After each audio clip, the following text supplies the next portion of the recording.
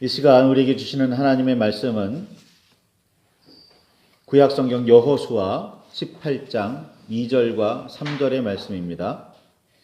여호수아서 18장 2절과 3절입니다.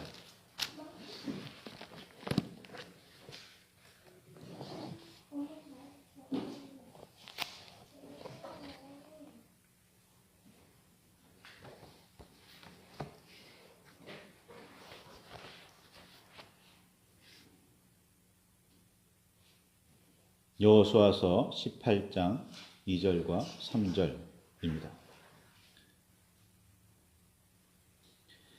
찾으셨으면 우리 함께 말씀을 봉독하시겠습니다.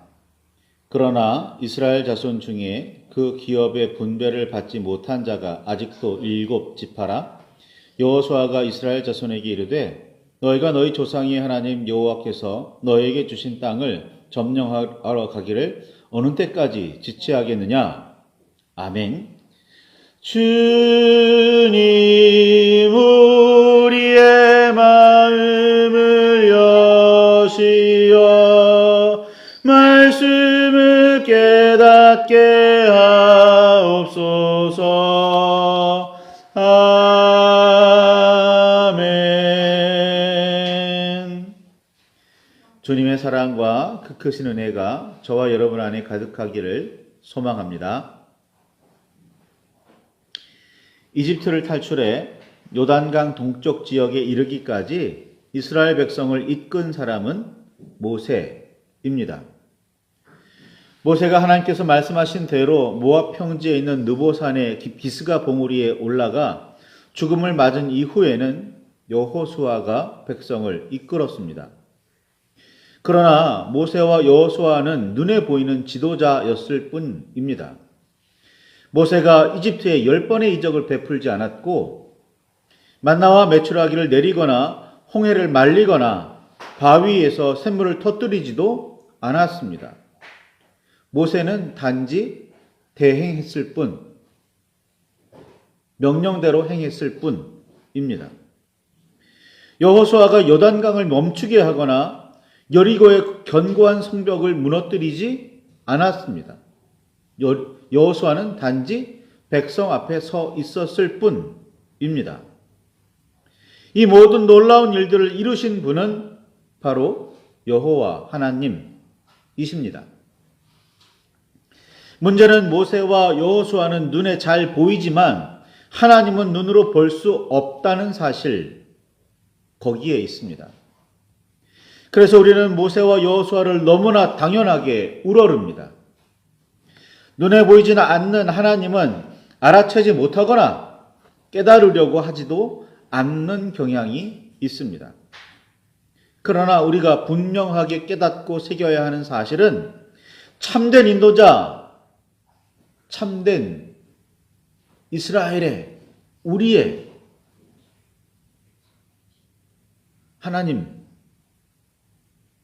살아계신 하나님이라는 사실 기억해야 합니다.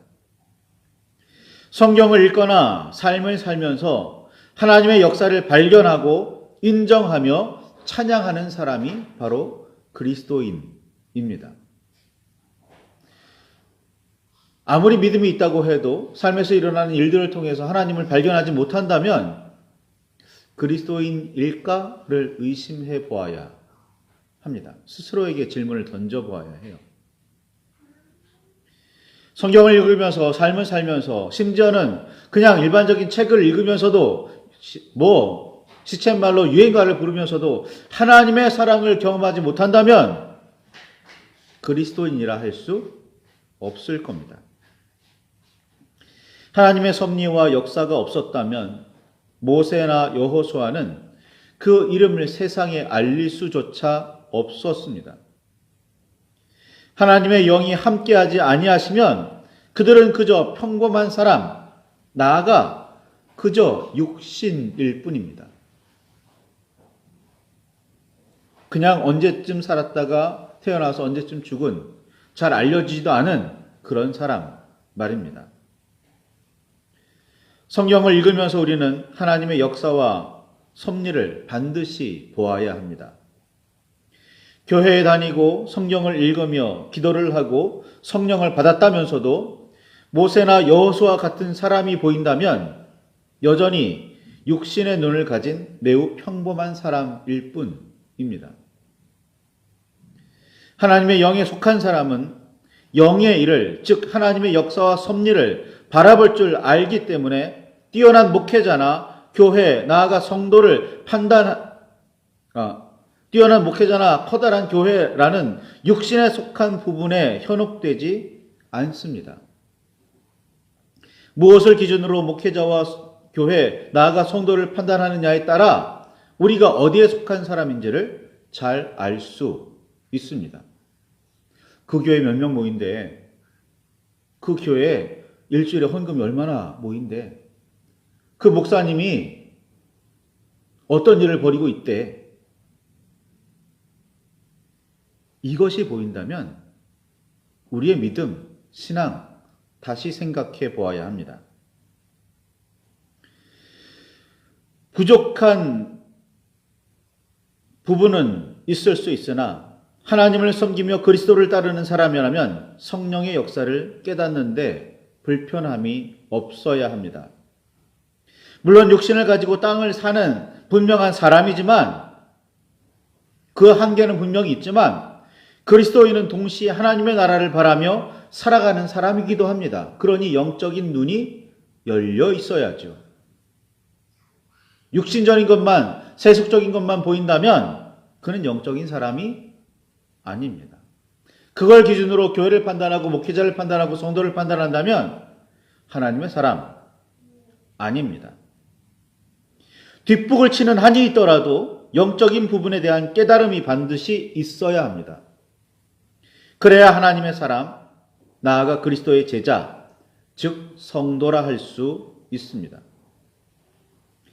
하나님의 인도하심과 섭리와 역사로 모세는 이스라엘 백성을 요단강까지 이끌어올 수 있었고 여호수아는 그들을 요단강을 건너 가나안 땅에 인도해 들여서 그 땅을 정복할 수 있었습니다.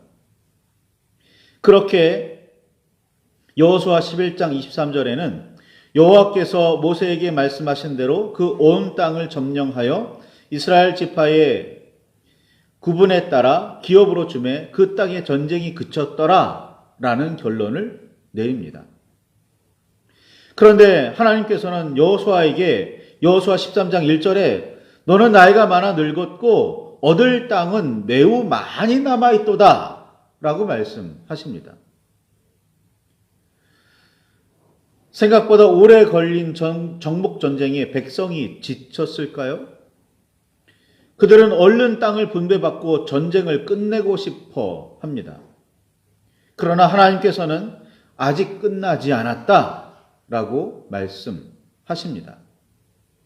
이에 대해 여호수아는 이스라엘 자손에게 이렇게 호통을 치지요. 여호수아 18장 3절에 너희 조상의 하나님 여호와께서 너희에게 주신 땅을 점령하러 가기를 어느 때까지 지체하겠느냐? 라고 말입니다. 이스라엘 백성은 이만하면 될 것 같습니다. 라고 생각하고 있고, 하나님께서는 아직 끝나지 않았어. 라고 말씀하시고, 여호수아는 하나님의 뜻을 받들어 언제까지 지체할 거냐?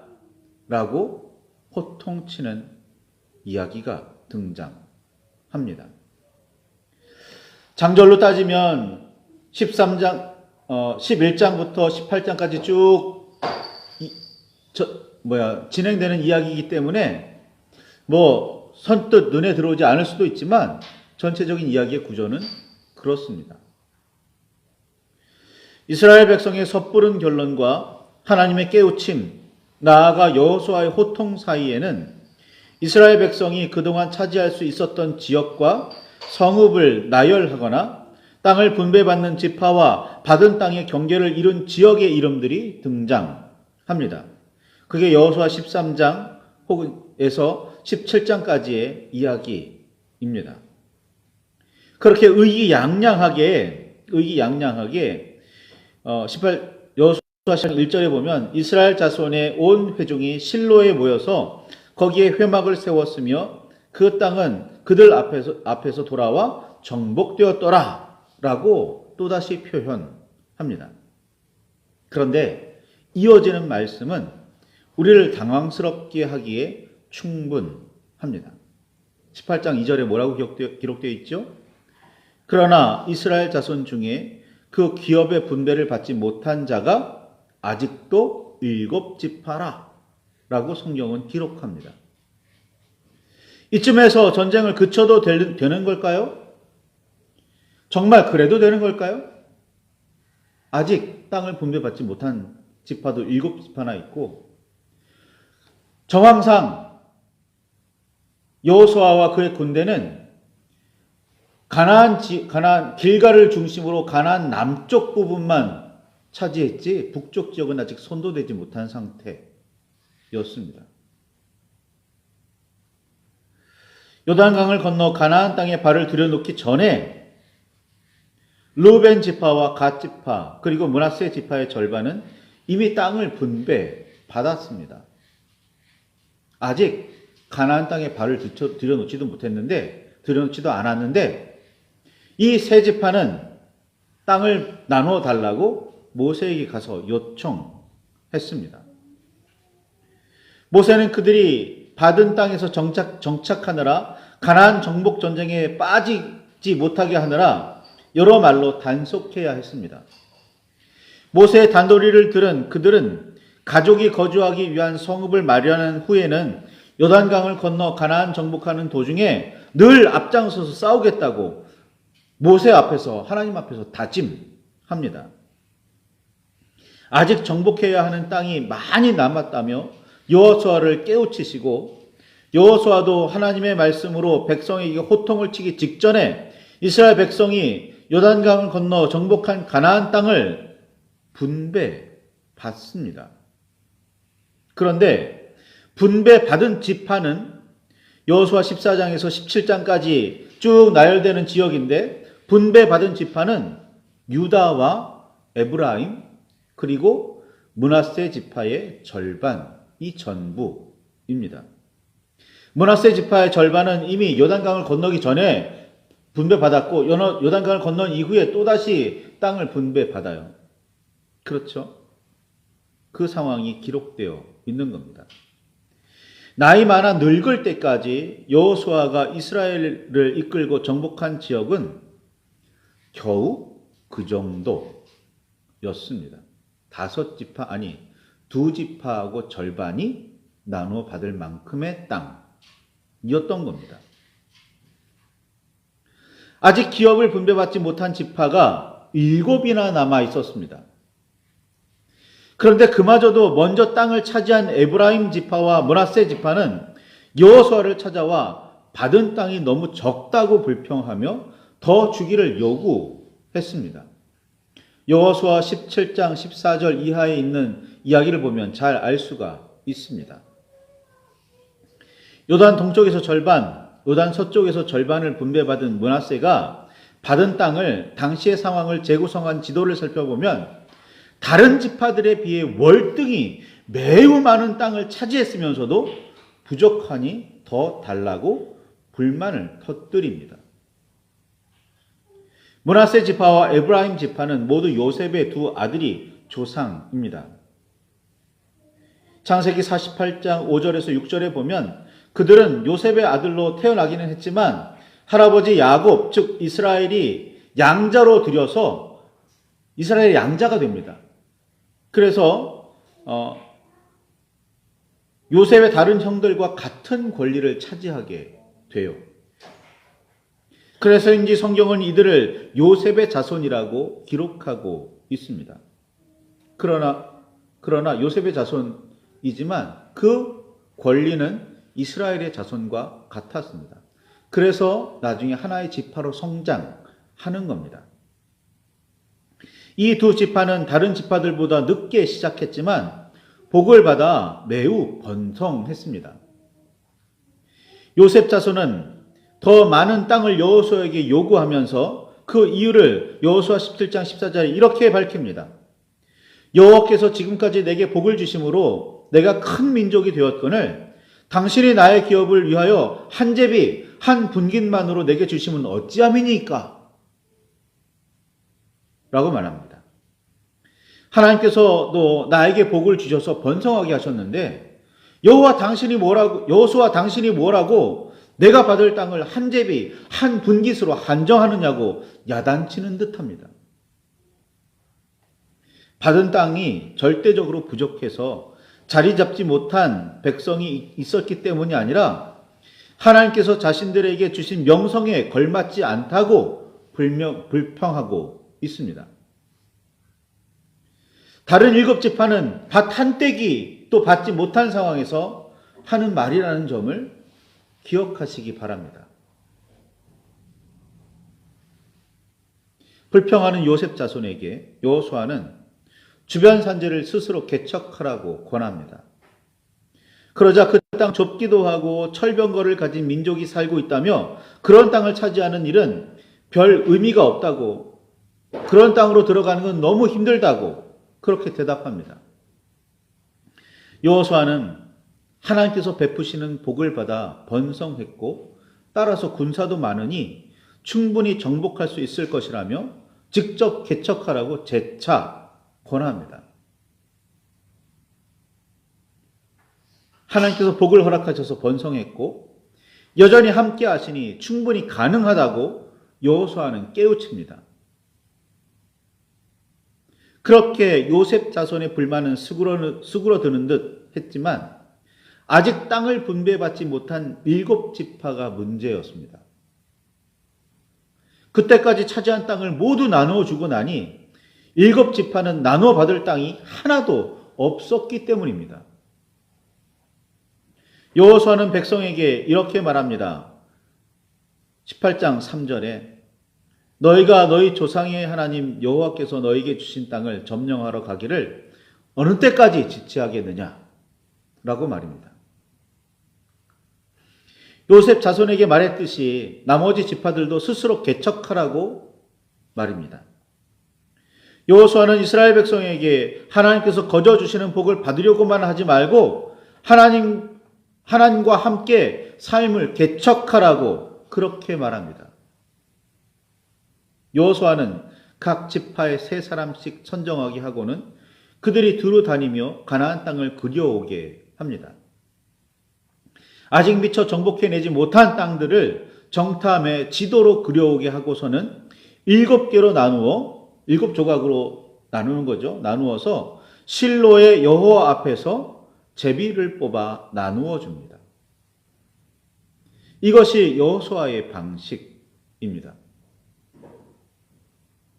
여호수아가 가나안 땅을 온전히 정복했다고요? 그렇지 않아요. 여호수아는 열심히 일평생 정복해서 겨우 2지파 반에게만 나눠줄 수 있었습니다. 그게 전부입니다. 그리고는 나머지 땅을 정탐하게 해놓고서는 지도를 만들어서 7조각으로 자른 다음에 제비 뽑아 나누어 가지게 만들어요. 니들 알아서 그 땅을 정복해서 너희의 땅으로 만들어라 라고 말이죠. 어찌 보면 매우 무책임합니다. 민수기 34장 16절에서 29절에 보면 가나안 정복이나 그 땅의 분배는 여호수아와 이스라엘의 장로들에게 맡겨진 사명이기 때문입니다. 그런데 모두 정복해내지도 못했고 분배도 매우 형식적으로 보입니다. 차지하지도 못한 땅의 지도를 7조각으로 나누어 제비 뽑은 대로 가지라고 하는 말은 실제로 땅을 받으라는 뜻이 아니라 이제부터 알아서 정복해 나가라는 뜻입니다. 그러니 7지파가 받은 땅은 앞으로 스스로 이루어야 하는 과제입니다. 여호수아는 언제까지 기다리기만 하려느냐라고 말합니다. 하나님과 동행하며 어떤 어려운 일을 이루었다고 해서 그 업적을 자신에게 돌려서는 안 됩니다. 하나님께서 함께하지 않으셨다면 애초에 불가능한 일이라는 사실을 분명하게 기억해야 합니다. 그러니 하나님께 반드시 영광을 돌려야 합니다. 그리고 그 일을 가능하게 하신 하나님을 찬양해야 합니다. 모세와 여호수아가 지도자가 되어 땅을 정복해서는 겨우 5지파에게만 나눠줄 수 있었습니다. 그러나 위대한 지도자 모세와 여호수아가 없어도 여호와 하나님과 함께 하기만 하면 나머지 7지파도 모두 땅을 넉넉히 차지할 수 있게 됩니다.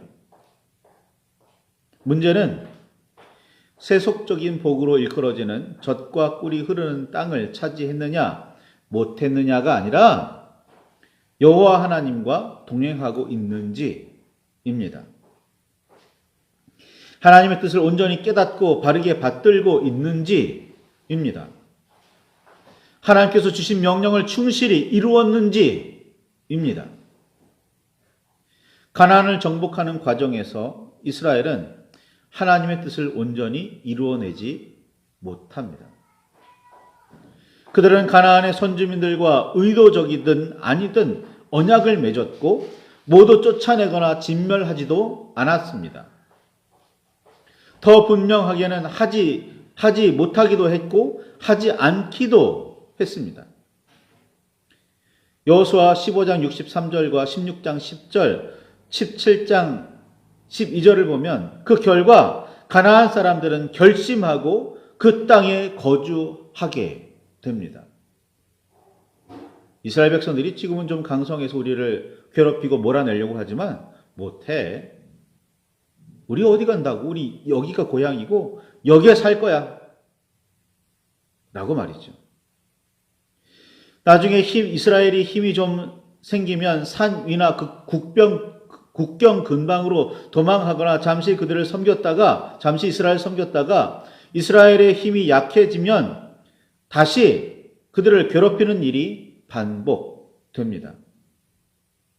이 이야기가 사사기의 내용입니다. 오늘날에도 이런 역사는 여전히 중동에서 그리고 우리의 삶에서 반복되고 있습니다.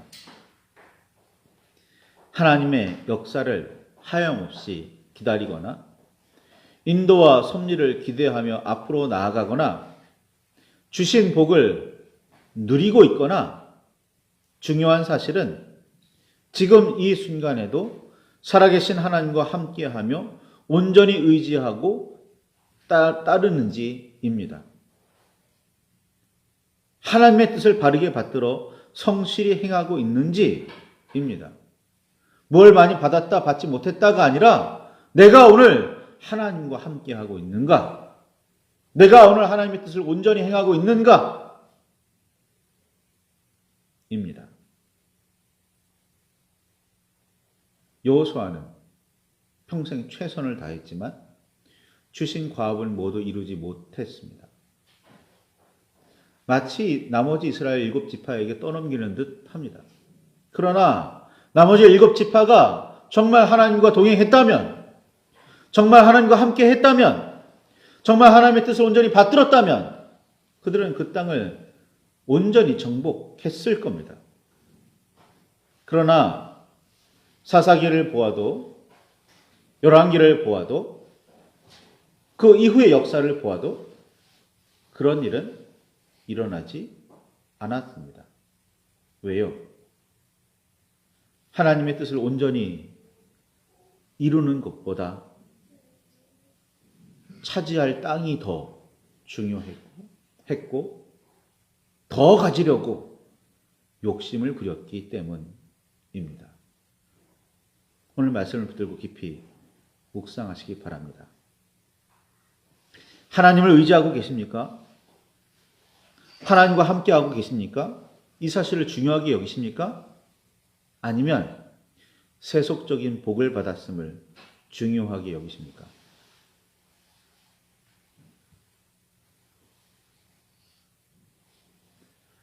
우리 말씀을 붙들고 깊이 묵상하시기를 바랍니다. 나는 과연 하나님의 사람인가? 내가 뭘 누리고 있지? 혹은 내가 뭘 소망하고 있지가 아니라 나는 과연 하나님의 사람인가? 나는 과연 그리스도의 제자인가?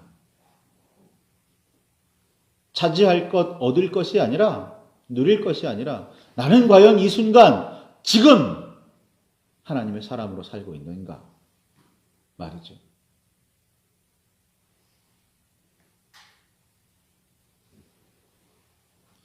말씀을 붙들고 깊이 묵상하시기를 바랍니다.